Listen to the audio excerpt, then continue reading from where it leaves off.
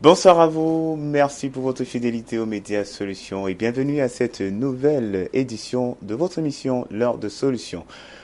L'heure de solution, pendant une heure, on aborde des thématiques autour des questionnements, autour des inquiétudes vécues au quotidien. Vous le saviez, on le rappelle, on le fait avec vous, vous êtes des participants, vos avis sont les bienvenus. Alors, vous retrouverez l'heure de solution 2 fois la semaine, lundi, mercredi à partir de 20h30, les rediffusions, mardi 18h30, samedi 12h30, 20h30 et dimanche 9h, 21h.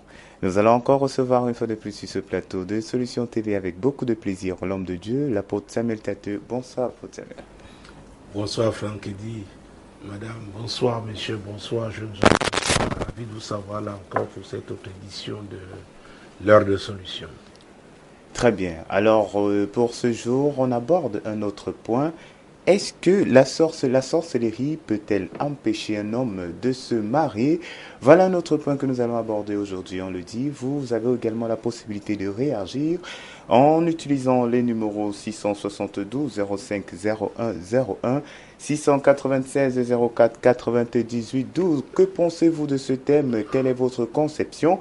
Vous avez également l'adresse solution@compassionglobal.org que vous pouvez utiliser et le lien solutiontv.myl2mr.com vous permet donc de suivre nos programmes, d'être connecté sur Solution TV juste à partir de votre smartphone ou alors de votre tablette. On vient donc au vif du sujet. Le point du jour, la sorcellerie peut-elle empêcher un homme de se marier?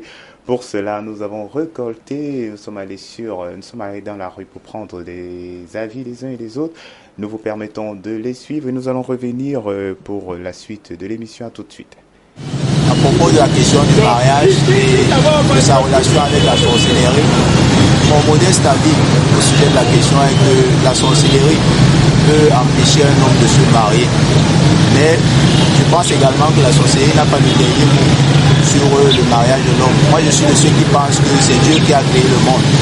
La sorcellerie peut donc intervenir comme un frein, mais tout dépendant de cet homme, tout dépendant de la relation qu'il a avec Dieu et de surtout la foi qu'il a en lui-même. Parce que si on n'a pas foi en soi et on pense que notre destin entre les mains des autres, certainement les autres vont décider de notre vie. Et à partir du moment où on se rend compte que notre vie dépend de nous et que quelqu'un d'autre à côté ne peut pas décider à propos de notre vie, à partir du moment où on peut décider de changer le destin de notre vie. Donc aussi bien pour les hommes que pour les femmes, la question du mariage, se marier aujourd'hui, demain dépend d'eux. Maintenant, il faut que eux-mêmes se rendent compte, ou alors que la personne qui veut se marier, qu'il soit homme ou femme, se rende compte que tout dépend de lui. Donc, comme je disais tantôt, le mariage, oui, il peut être freiné. La sorcellerie, parce qu'on est en Afrique, elle existe et elle peut bien freiner un mariage, mais elle n'a pas le dernier mot sur la vie d'un homme ou d'une femme. Ça dépendra de l'homme et ça dépendra de l'homme et ça dépendra de la femme pour avoir le dernier mot sur sa vie, parce qu'il s'agit bien du mariage. Le mariage reste un engagement entre l'homme et la femme. Donc la troisième personne qui peut être la sorcellerie n'a pas le dernier mot entre cet homme et cette femme. Ça, c'est mon modeste avis sur la question. Bien sûr, pourquoi pas? Bien sûr. Je dois vous donner un exemple. Vous êtes là, vous êtes un bel homme. Je prends les leçons, même le côté d'un homme qui n'est pas beau.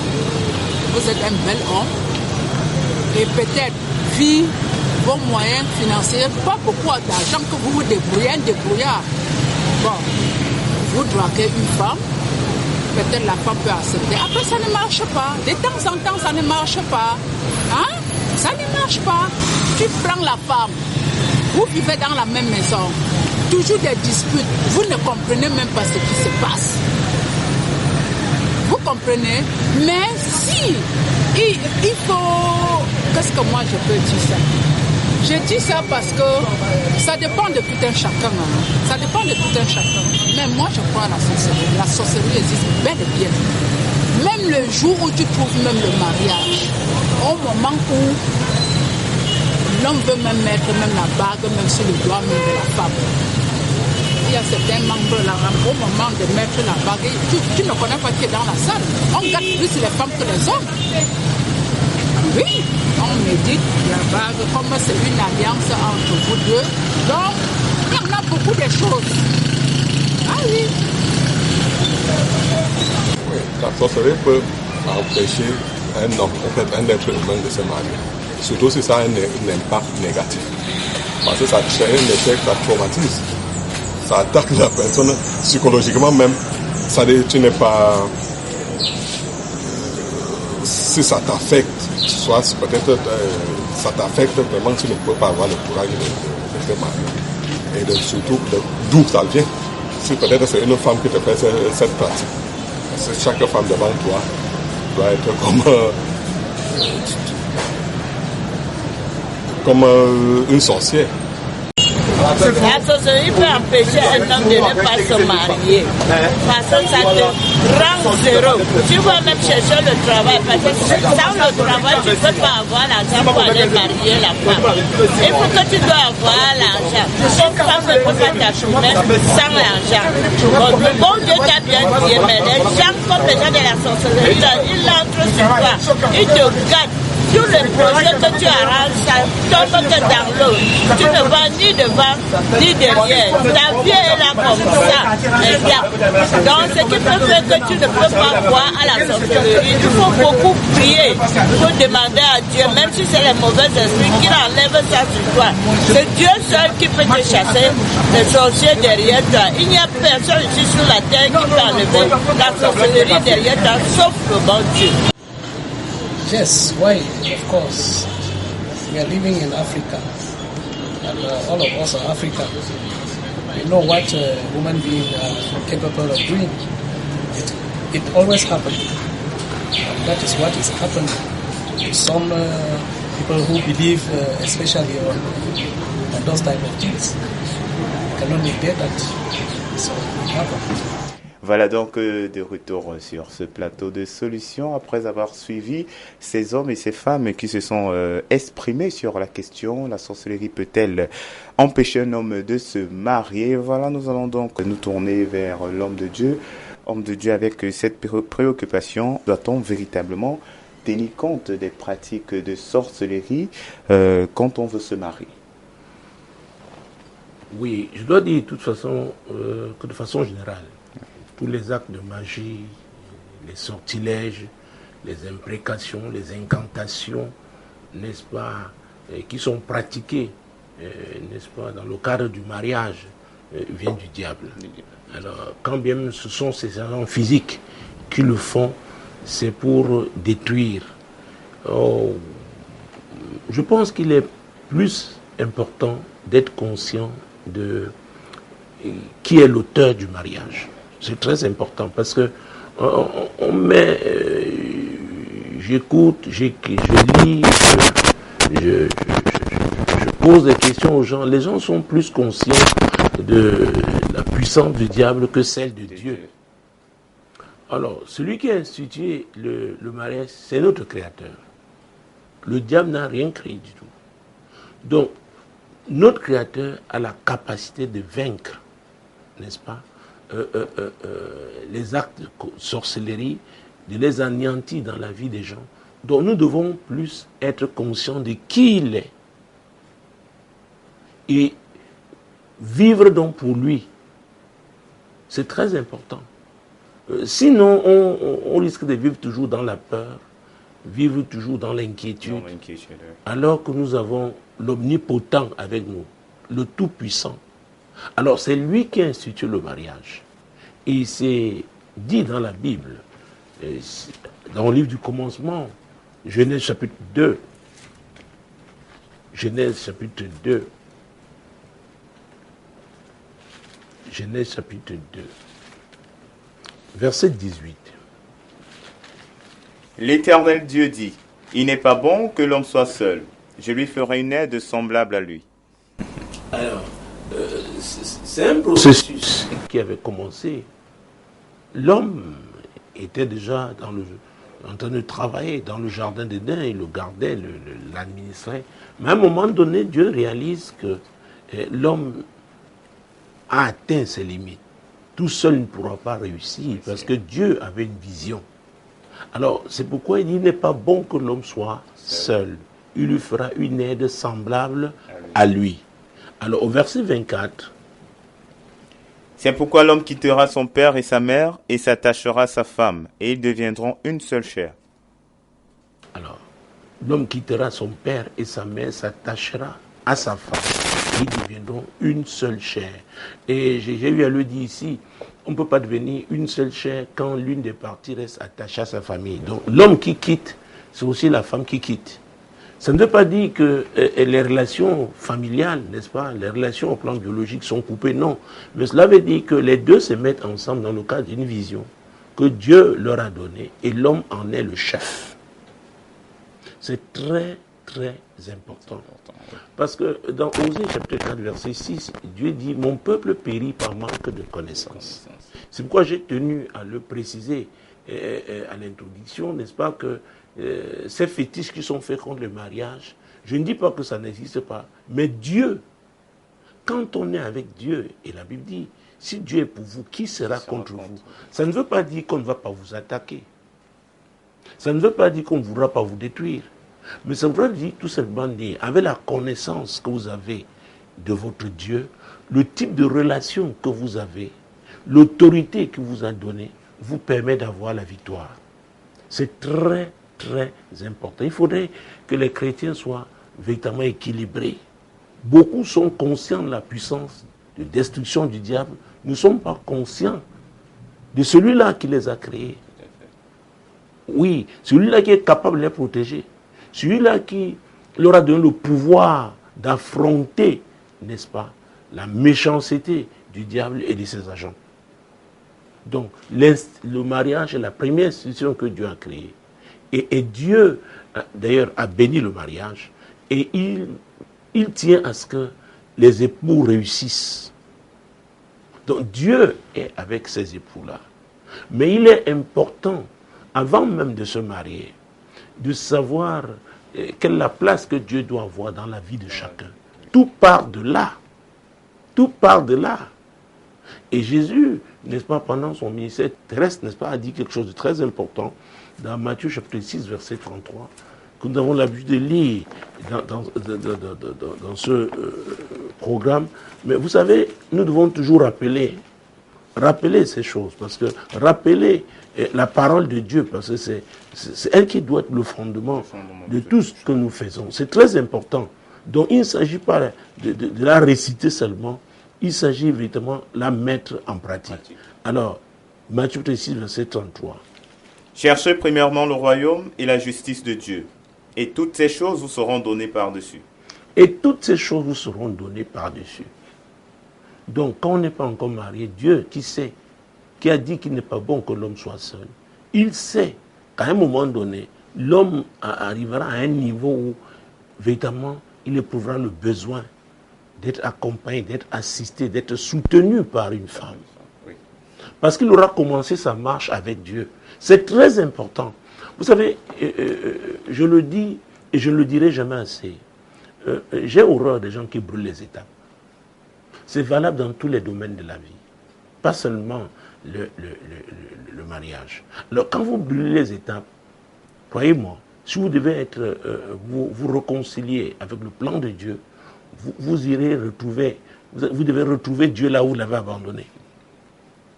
Il n'y a pas de raccourci. Ça, c'est la vérité. Si je ne vous le dis pas, je serai en train de vous séduire.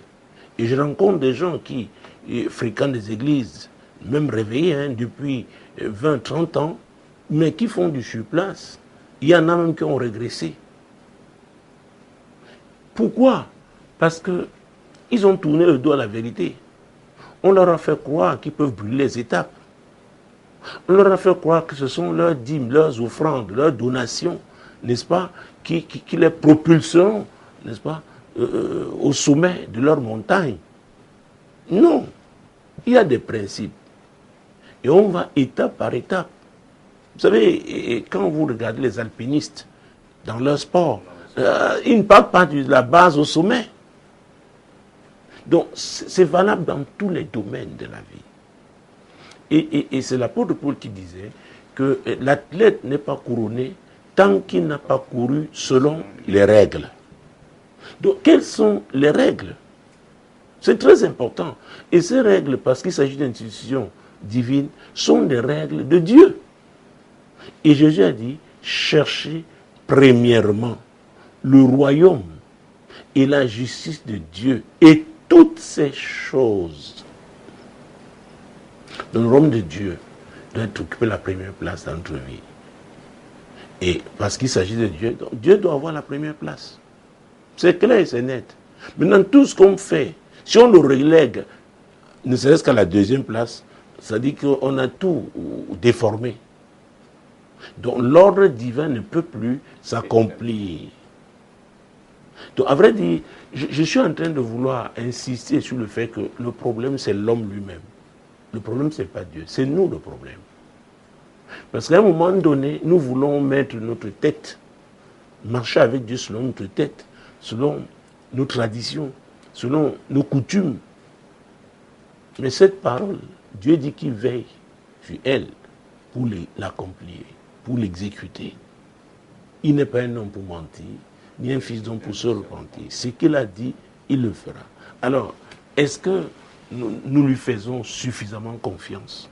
Et c'est pourquoi, si vous lisez le verset 34, puisque l'autre verset 33 de Matthieu 6. Ne vous inquiétez donc pas du lendemain, car le lendemain aura soin de lui-même. À chaque jour suffit sa peine. Donc, Jésus dit, ayez foi en moi. Quand vous vous engagez à devenir un citoyen du royaume de Dieu, croyez en la puissance de ce royaume. C'est le royaume le plus puissant. C'est le Créateur qui en est le chef. Donc ne vous inquiétez pas, marchez par la foi. La Bible ne déclare-t-elle pas que le juste vivra par la foi? Et en ce moment-là, alors, comment doit-on bâtir? Et il y a un passage aussi, je suis attaché à lui, et dans lui des Psaumes, n'est-ce pas, au chapitre 127, mon Dieu, mon roi. Psaume, chapitre 127. Nous allons prendre tout simplement le premier verset. Si l'Éternel bâtit la maison, ceux qui la bâtissent travaillent en vain. Si l'Éternel garde la ville, celui qui la garde veille en vain.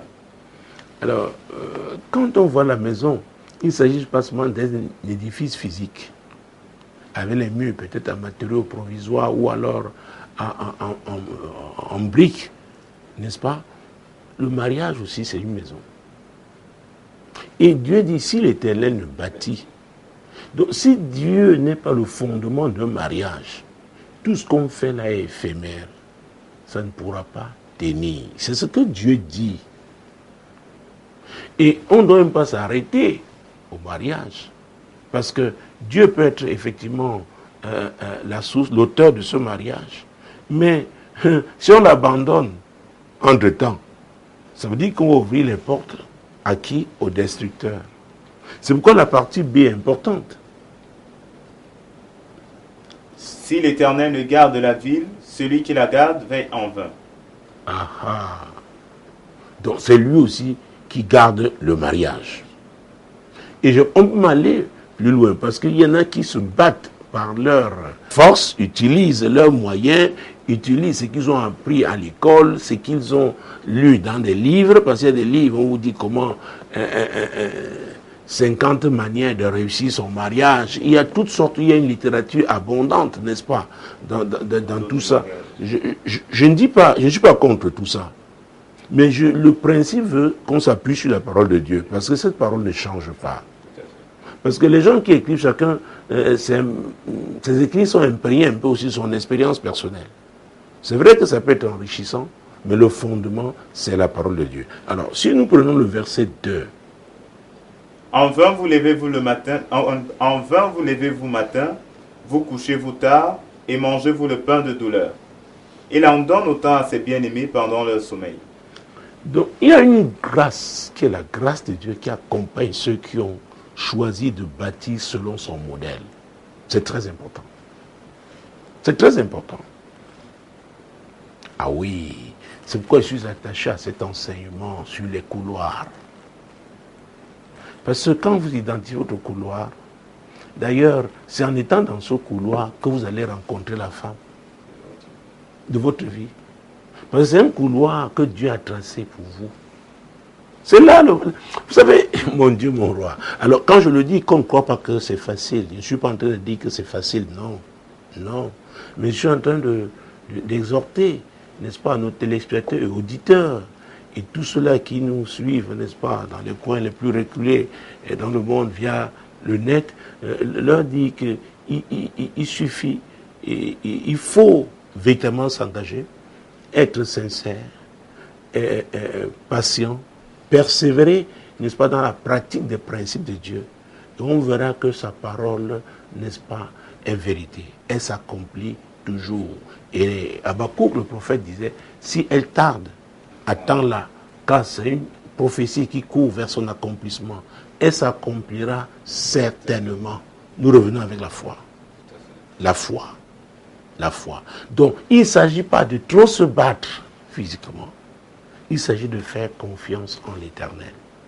Et nous devons totalement lui faire confiance. C'est très important.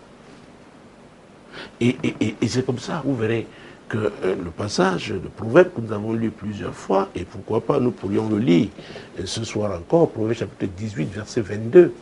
Celui qui trouve une femme trouve le bonheur. C'est une grâce qu'il obtient de l'Éternel. Alors, c'est une grâce, ça veut dire que ce n'est pas mérité. On ne peut pas aller payer quelque part. Si on pouvait payer, il y a des gens qui l'auraient fait, qui seraient prêts, n'est-ce pas, à donner leur fortune pour être sûr d'avoir la femme de leur vie.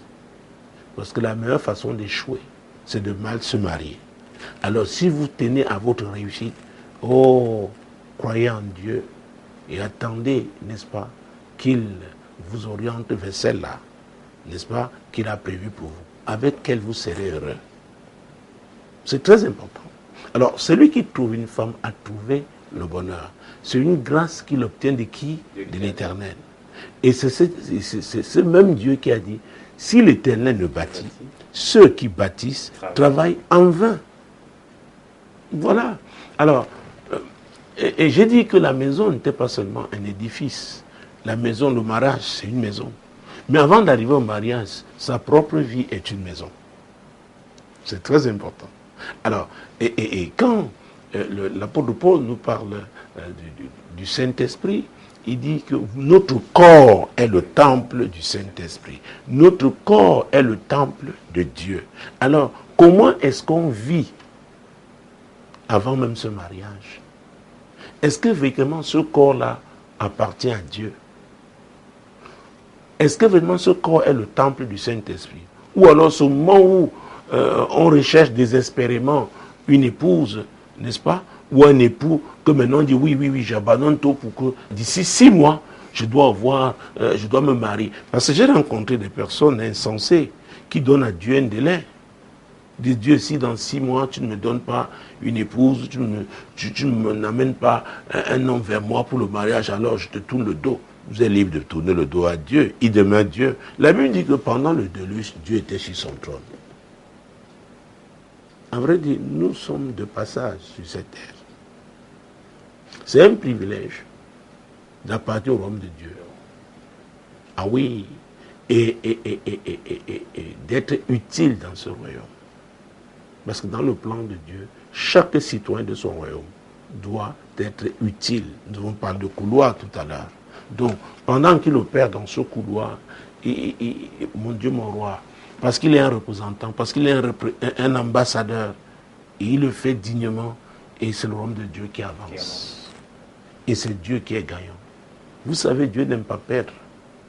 C'est le plus grand homme d'affaires. Car Dieu a tant aimé le monde qu'il a donné son Fils unique, celui qu'il avait de plus précieux. Il l'a sacrifié pour nous reconquérir. C'est un investissement. Donc, oh mon Dieu, mon roi.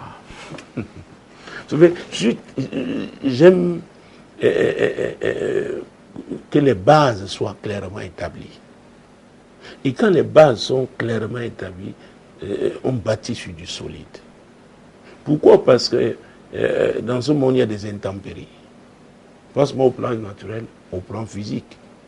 Nous parlons de sorcellerie.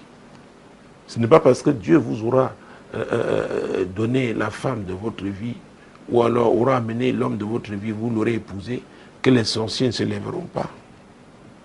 Donc je ne dis pas que la sorcellerie n'existe pas. Elle existe effectivement. Mais mon souci premier est de savoir à qui j'ai affaire. Est-ce qu'il s'agit des gens qui ont compris qui est l'Éternel, qui ont compris que Dieu a un plan pour leur vie et qui ont compris que les arsenaux divins sont à leur disposition. Et il faut pour cela avoir la connaissance requise et la mettre en pratique et savoir comment se déployer, n'est-ce pas, contre ces sorciers, contre tous ces actes de magie, de destruction, etc. Tous ces fétiches, nous pouvons les anéantir au nom de Jésus. Parce que ce Jésus doit s'identifier à nous. Alors, pour que nous réussissions, Jésus avait dit quelque chose de très important. Avant qu'il ne quitte cette terre, n'est-ce pas, dans le cadre de son ministère terrestre, il avait dit, c'est dans Jean chapitre 16. Et tous ces passages bibliques, mesdames, messieurs, sont des rappels. Notez-les, méditez-les, s'il vous plaît. C'est comme ça qu'on grandit dans sa marche avec le Seigneur. C'est comme ça qu'on devient quelqu'un de mature. Et c'est comme ça qu'on devient solide pour ne pas être ébranlé par n'importe quel vent de doctrine venant des mercenaires. Et il y en a beaucoup aujourd'hui dans la foi. Donc, Jean chapitre 16, je l'ai dit, nous allons prendre deux versets, les versets 12 et 13. J'ai encore beaucoup de choses à vous dire, mais vous ne pouvez pas les porter maintenant. Quand le consolateur sera venu, l'Esprit de vérité, il vous conduira dans toute la vérité. Car il ne parlera pas de lui-même, mais il dira tout ce qu'il aura entendu et il vous annoncera les choses à venir. Le consolateur, l'Esprit de vérité. Pourquoi le consolateur? Jésus savait que nous aurions des challenges dans ce monde, des défis, des problèmes et que nous pourrions être blessés dans notre chair. Notre âme peut être touchée.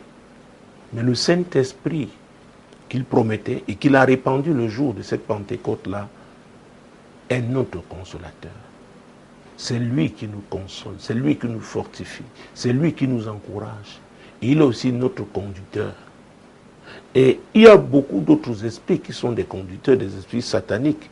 Mais lui, il nous conduit, Jésus a dit, dans toute la vérité. C'est très important. Vous savez, et quand on ne comprend pas ça, c'est pourquoi je m'étonne.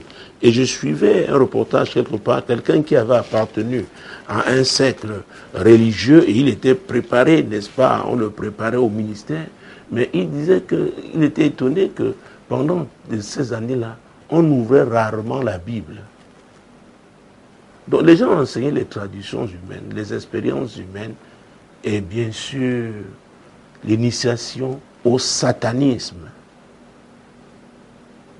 Mais moi, et ces médias solutions, nous encourageons les gens, n'est-ce pas, à aller profondément dans la parole, à méditer cette parole. Parce que sans cette parole, nous ne pourrions pas réussir. C'est très, très important. Oui, c'est très, très important. Et vous savez, c'est dans 1 Corinthiens, la première épître aux Corinthiens, l'apôtre Paul dit quelque chose de très important aux chrétiens. Chapitre 2, verset 10. Dieu nous les a révélés par l'Esprit. Il s'agit du Saint-Esprit. On voit E. L'Esprit, là, c'est E majuscule. Donc, le Saint-Esprit est l'Esprit de révélation. Il révèle les choses cachées. Il révèle les choses à venir. Il peut, je crois que c'est dans le cadre de la dernière mission, une femme qui affirmait avoir eu 3 prétendants, mais celui qu'elle a choisi n'était pas celui qu'elle considérait le plus. Mais c'est ce que le Saint-Esprit peut faire. Parce que vos yeux, quand le Saint-Esprit les utilise, cessent d'être des yeux physiques pour être des yeux spirituels. Vous pouvez voir des choses en considérant l'avenir, pas en regardant ce qui brille. N'oublions pas cet adage qui dit, n'est-ce pas, que tout ce qui brille n'est pas or. Donc il vous dit, ce que vous voyez là, que tout le monde méprise, c'est l'avenir. Cet homme-là, avec lui, tu iras loin. Cette femme-là, avec elle, tu iras loin. Pourquoi? Il sait ce qu'il a sémé, ce qu'il a planté dans la vie de chaque être humain. Donc l'apôtre dit, mon Dieu, mon roi, ces choses nous ont été révélées par qui? Par l'Esprit de Dieu. La suite. Car l'Esprit sonde tout, même les profondeurs de Dieu. Car l'Esprit sonde tout, même les profondeurs de Dieu. Alors, nous parlons de mariage. Si l'Esprit sonde même les profondeurs de Dieu, a fortiori, n'est-ce pas, le mariage, trouver la femme de sa vie, on doit faire confiance à qui? À Dieu, au Saint-Esprit, qui est l'Esprit de vérité, qui nous conduit dans toute la vérité. Mais il n'a pas dit qu'il va vous révéler et vous montrer votre épouse lundi à 14h. C'est pourquoi la patience est un fruit de l'Esprit. Il faut attendre. Parce que pendant que vous attendez, il y a un travail que l'Esprit de Dieu fait dans votre vie. Un travail de transformation. C'est très important. Et c'est de part et d'autre. Peut-être que vous n'avez pas encore rencontré cette femme. Mais Dieu aussi est en train de travailler dans sa vie. Et au temps marqué, parce qu'il y a un temps pour chaque chose. Donc l'homme n'est pas le maître des temps. Le maître du temps, non. C'est Dieu. Et parce qu'il est souverain, il fait chaque chose à son temps. Mais lui encore a dit au travers du prophète Habakkuk que la prophétie peut tarder, mais il faut l'attendre. On doit être patient, on doit persévérer, parce que pendant qu'on attend, on peut être en train de passer par des moments difficiles, mais il faut persévérer. Mais gloire à Dieu, parce que le Saint-Esprit est là. Non seulement il nous console, il nous fortifie. C'est pourquoi les chrétiens doivent être enseignés. Il y en a qui pensent que la foi se limite à Noël, à Pâques, à quelques fêtes religieuses. Non, c'est une vie. C'est un engagement qu'on a pris, n'est-ce pas, à suivre son Seigneur, son Créateur, et à vivre conformément, n'est-ce pas, à sa parole, à marcher par la foi. C'est très important. Donc voilà, nous allons voir ce que la parole de Dieu dit, comment le Saint-Esprit sonde tout. Le Saint-Esprit nous conduit dans toute la vérité. Et nous avons parlé de l'Éternel, qui est le modèle, n'est-ce pas, quand on veut bâtir. Et nous avons une parabole que nous avons déjà lue plusieurs fois dans cette émission. Nous pouvons encore la reprendre ce soir. Luc, en son chapitre 6, nous allons prendre les versets 47 à 49. Je vous montrerai à qui est semblable tout homme qui vient à moi, entend mes paroles et les met en pratique. Il est semblable à un homme qui, bâtissant une maison, a creusé profondément et a posé le fondement sur le roc. Une inondation est venue et le torrent s'est jeté contre cette maison, sans pouvoir l'ébranler parce qu'elle était bien bâtie. Mais celui qui entend et ne met pas en pratique est semblable à un homme qui a bâti une maison sur la terre sans fondement. Le torrent s'est jeté contre elle. Aussitôt, elle est tombée et la ruine de cette maison a été grande. Alors, vous voyez, Jésus est revenu pour parler de comment bâtir. Le premier homme, 1, a été patient. 2, il a été persévérant. Parce qu'il a pris le temps de creuser profondément jusqu'à trouver le roc. Il n'était pas pressé. C'est pourquoi il est facile de reconnaître les bâtisseurs. Je le disais, et ça ne date pas d'aujourd'hui, j'ai toujours étonné. Vous en prenez que un pasteur commence une église, mais en un mois, il a déjà une chorale. Il a tout, il y a tout. Il a même des anciens déjà, les diacres. Moi, ça m'étonne. Vous savez, en tant qu'apôtre, je peux vous parler du ministère apostolique. Le ministère apostolique est un ministère aussi d'inspection. Là où on reconnaît votre autorité, vous pouvez donc, n'est-ce pas, avec l'expertise du Seigneur que vous avez, dire si ce qui a été fait là a été fait selon le modèle ou pas. C'est pourquoi je parlais de bâtir. Et j'ai fait la différence entre des édifices au plan physique. On peut avoir un très grand édifice, très beau, bien décoré, mais que Dieu ne soit pas là. que l'esprit de vérité, qui est le Saint-Esprit, ne soit pas là. Parce que le Saint-Esprit ne peut pas être là et que les choses contraires à la parole se pratiquent là-bas.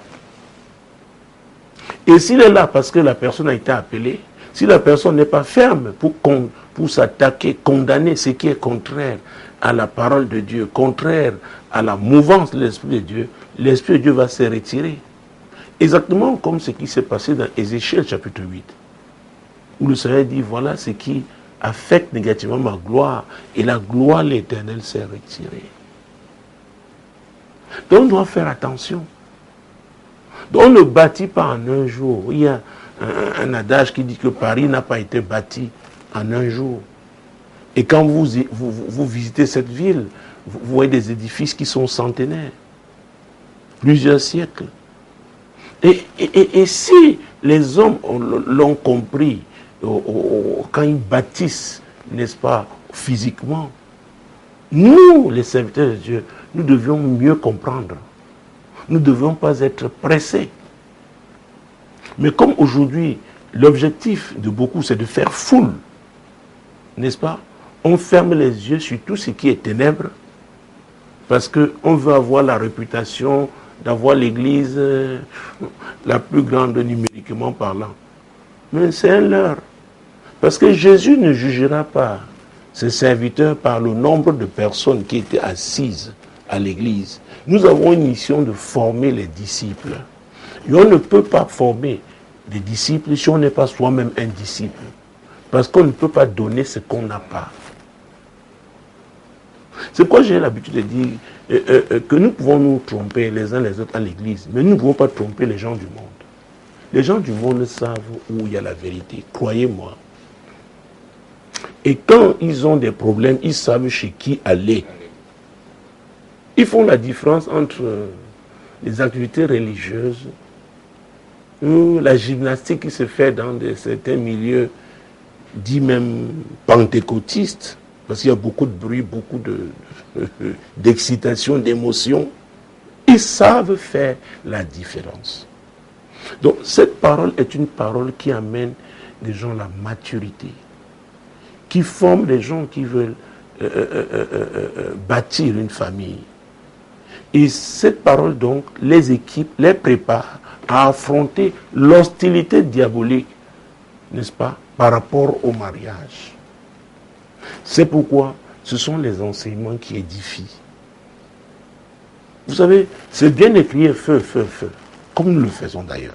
Il y a un temps pour chaque chose. Mais il faudrait que les gens soient véritablement établis dans la parole. Comme ils sauront quand utiliser, recourir au feu, quand recourir au sang de Jésus, quand il faudra faire des prières de supplication, quand il faudra prier en langue, quand il faudra véritablement adorer le Seigneur parce qu'il a besoin d'une atmosphère d'adoration pour que son esprit se meuve, quand il faudra louer parce qu'on est dans une phase de combat spirituel, tout cela est conduit par l'Esprit de Dieu. C'est pourquoi il faut lui faire confiance.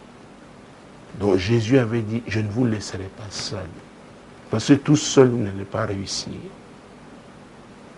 Donc, quand je parlais de maison, j'ai dit, c'est soi-même d'abord. On doit être transformé. C'est très, très important. C'est pourquoi j'ai l'habitude de rappeler que l'onction sans le caractère, c'est la catastrophe. Vous savez, je regarde des jeunes gens, je voyage beaucoup, que ce soit au Cameroun et à l'étranger, des gens qui sont des jeunes gens véritablement appelés de Dieu, avec les dons. Mais il y en a, je peux vous dire, ils vont se casser la figure s'ils ne changent pas. Parce que le charisme seul ne suffit pas. Non. C'est pas beaucoup ont besoin de mentors, des pères. Ils devront se soumettre aux gens qui ont eu une expérience avérée. Pour leur dire, il y a 10 ans, je faisais les mêmes choses. Mais le Seigneur m'a repris et je l'ai écouté. J'ai rectifié le tir. Si tu continues dans cette lancée, tu vas te casser la figure. Vous savez, ce n'est pas l'objectif. C'est comme si je suis dans une école du ministère en ce moment. Mais revenons au courrier, parce que j'allais parler de la Trinité satanique, qui est terrible pour un serviteur de Dieu. l'orgueil, le sexe, l'argent. C'est terrible. Ça détruit. Parce que les hommes peuvent vous amener à croire que vous êtes déjà un petit Dieu. Et il faut faire très attention. C'est qu'il faut toujours l'humilité. Mon Dieu, mon roi. Continuez d'être au pied du Seigneur. Parce que sans lui, lui m'avait dit, sans moi, vous ne pouvez rien. Il a donc répandu le Saint-Esprit pour qu'il nous conduise dans toute la vérité. Donc on ne peut pas bâtir sans le Saint-Esprit. Donc ça, pour revenir à ces deux bâtisseurs, le premier a été donc conduit par l'Esprit de Dieu et il a persévéré jusqu'à ce que l'Esprit dise voilà le roc. Maintenant tu peux bâtir le fondement de ta maison sur le roc, ça va tenir. Mais le deuxième a seulement vu la maison déjà bâtie. Il ne s'est pas interrogé, il n'a pas cherché à savoir comment est-ce qu'il a fait. Et ça aussi, c'est l'humilité. Aller vers les gens qui ont une certaine expérience, leur poser des questions, apprendre. Il a dit non, j'ai mon argent, oh, je peux appeler des maçons et autres pour qu'ils me reproduisent cette maison. D'accord, on a reproduit cette maison, mais la différence était au niveau du quoi, du fondement. Et la Bible dit qu'il y a eu une inondation et le torrent s'est jeté dessus. Vous savez, ça c'est la violence. Quand on parle de torrent, hein, mon Dieu, mon roi, Jésus-Christ de Nazareth, oui, c'est jeté dessus. Vous savez, quand l'eau, quelqu'un avait dit, quand l'eau se fâche, ah oui, l'eau peut détruire un immeuble. Mais n'est pas le torrent qui s'est jeté dessus. Et la deuxième maison a été détruite, balayée par le torrent. Mais la première est restée. Il en est de même quand on parle du mariage. Quel est le fondement? Avant de parler du mariage, interrogez-vous d'abord sur le fondement de votre propre vie. Alors, si vous avez appris à écouter l'Esprit de Dieu parce que vous communiez avec lui, c'est lui qui vous conduira donc vers la femme que Dieu aura préparée pour vous. C'est très, très important. Peut-être nous pourrons sortir par là avec un conseil. Vous savez, c'est très important. Il y a beaucoup de conseils dans la parole de Dieu. Proverbe chapitre 5. Mon Dieu, mon roi. Nous allons prendre, pour raccourcir la lecture, prenons les 9 premiers versets. Mon fils, sois attentif à ma sagesse, prête l'oreille à mon intelligence, afin que tu conserves la réflexion et que tes lèvres gardent la connaissance. Car les lèvres de l'étranger distillent le miel et son palais plus doux que l'huile. Mais à la fin, elle est amère comme l'absinthe, aiguë comme un glaive à deux tranchants. Ses pieds descendent vers la mort, ses pas atteignent le séjour des morts. Afin de ne pas considérer le chemin de la vie, elle est errante dans ses voies, elle ne sait où elle va. Et maintenant, mes fils, écoutez-moi et ne vous écartez pas des paroles de ma bouche. Éloigne-toi du chemin qui conduit chez elle et ne t'approche pas de la porte de sa maison, de peur que tu ne livres ta vigueur à d'autres et tes années à un homme cruel. Ta vie. Et la Bible nous parle ici, c'est de la prostituée. Ne la regarde pas, ne considère pas seulement sa beauté, ce qui est apparent, ce qui attire. Faites très attention. Comme elle attire, là, tu n'es pas le seul homme qu'elle attire. Elle attire plusieurs. Et à la fin, quelque part, mon Dieu, mon roi, de peur que tu ne livres ta vigueur à d'autres, dont vous n'êtes pas seul. Et parmi eux, il y a un homme comment? Cruel. Et des années à un homme cruel. Donc, mon fils, sois attentif à ma sagesse. C'est la voix de l'Éternel qui retentit. Comme elle retentit en ce moment, pour que nos téléspectateurs, auditeurs soient attentifs à sa voix, à ses conseils. Le mariage est sérieux. On ne doit pas s'engager, s'y engager, n'est-ce pas, légèrement. On doit tenir compte des conseils de Dieu, en commençant d'abord par sa propre vie. Quand sa vie est établie donc en ce Dieu-là, et qu'on voit les fruits, la présence de Dieu dans la vie de quelqu'un, alors celui-là sera productif. Productif parce qu'il est dans son couloir. Et c'est pendant qu'il est productif là qu'il rencontre la femme, n'est-ce pas, de sa vie. Je crois avoir répondu à cette question. Tout à fait. Homme de Dieu, si vous permettez encore d'autres préoccupations, homme de Dieu, y a-t-il des éléments qui peuvent faire penser à la sorcellerie? Des éléments qui peuvent faire penser à la sorcellerie, essentiellement les afflictions. Il y a un type d'affliction qu'on vit à un moment donné, on se dit ce n'est pas normal. Ce n'est pas normal, il y a une cause qui n'est pas naturelle. Elle relève du spirituel. Et la Bible, là, il y a plusieurs passages que nous pouvons prendre, n'est-ce pas? Prenons Marc, prenons les 5 premiers versets. Ils arrivèrent à l'autre bord de la mer, dans le pays des Gadarénéens. Aussitôt que Jésus fut hors de la barque, il vint au-devant de lui un homme sortant des sépulcres et possédé d'un esprit impur. Cet homme avait sa demeure dans les sépulcres et personne ne pouvait plus le lier, même avec une chaîne. Car souvent il avait eu les fers aux pieds et avait été lié de chaînes, mais il avait rompu les chaînes et brisé les fers et personne n'avait la force de le dompter. Il était sans cesse, nuit et jour, dans les sépulcres et sur les montagnes, criant et se meurtrissant avec des pierres. Alors, clairement, la situation de cet homme n'était pas ordinaire. Ce n'était pas ordinaire. On a essayé de l'enchaîner. Il avait une force surnaturelle qui lui permettait de briser ses chaînes. Dieu n'a pas créé un homme pour qu'il vive dans les sépulcres. Dieu n'a pas créé un homme, n'est-ce pas, pour qu'il vive nu, se meurtrissant, c'est-à-dire se blessant avec les pierres. Ce n'est pas normal. Donc il était sous l'emprise d'un mauvais esprit. C'est pourquoi je parle d'affliction. Ah oui. Donc, et on s'en rendra compte parce qu'au verset 6, quelque chose va se passer, 6 à 8.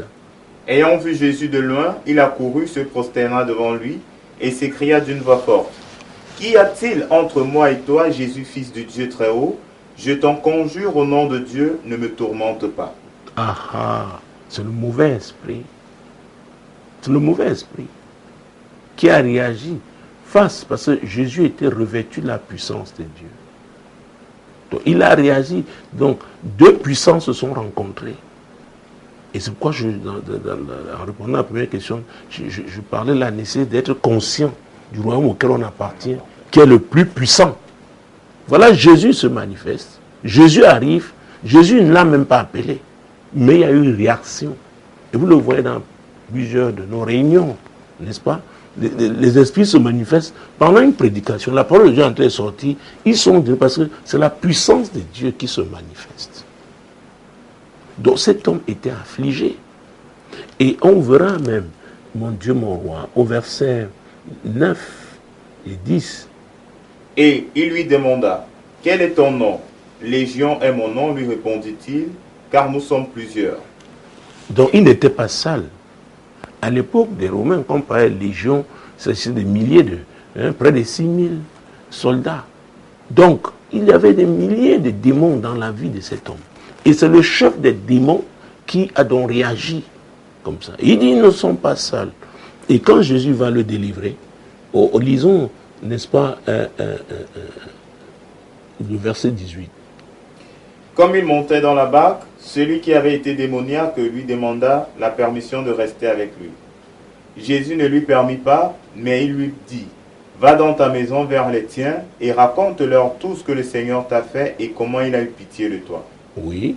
Il s'en alla et se mit à publier dans la Décapole tout ce que Jésus avait fait pour lui. Et tous furent dans l'étonnement. Donc cet homme avec une maison, ce sont ces mauvais esprits qui l'ont sorti de là. Pour qu'il, n'est-ce pas, habita dans les sépulcres. Qu'il soit sur les montagnes. Qu'il se blesse avec des pierres. Dénuder. La honte, l'opprobre, je préfère. Parce que ça, c'était une honte profonde. Pas seulement pour lui, pour sa maison. Il a dit vers les siens. Il avait une famille.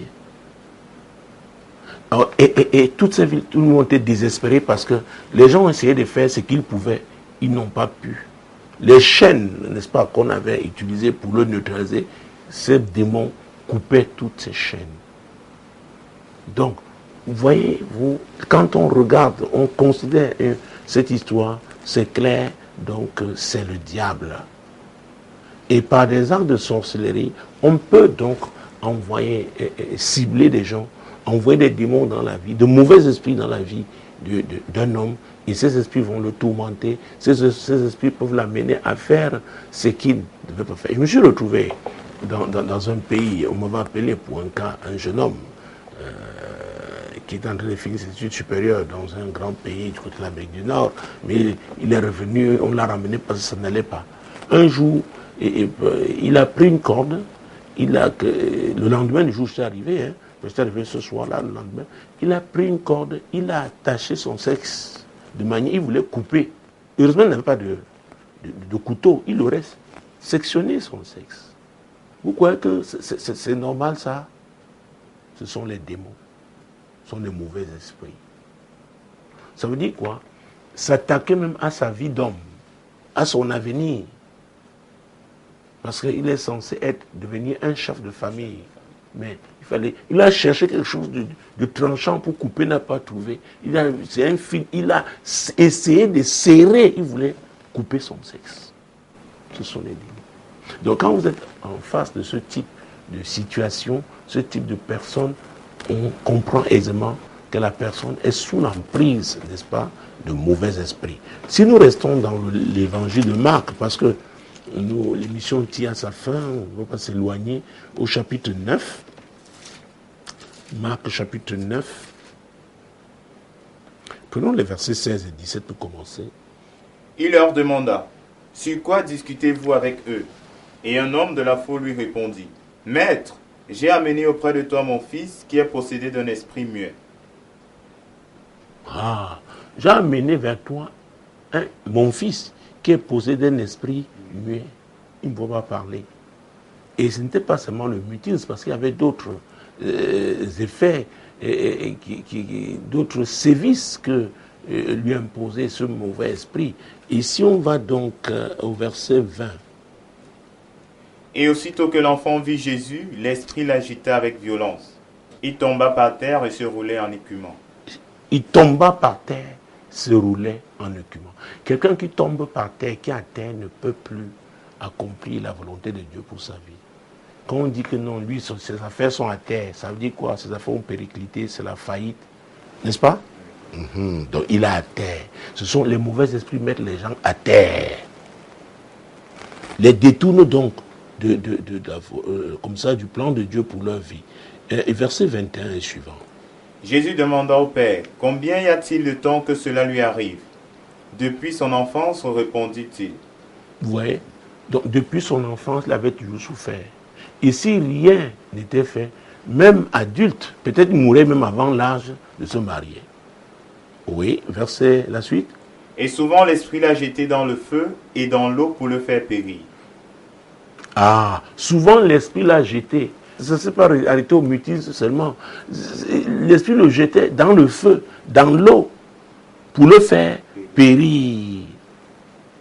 Le voleur ne vient que pour voler, égorger et détruire. C'est qui le voleur? Le diable. Oui.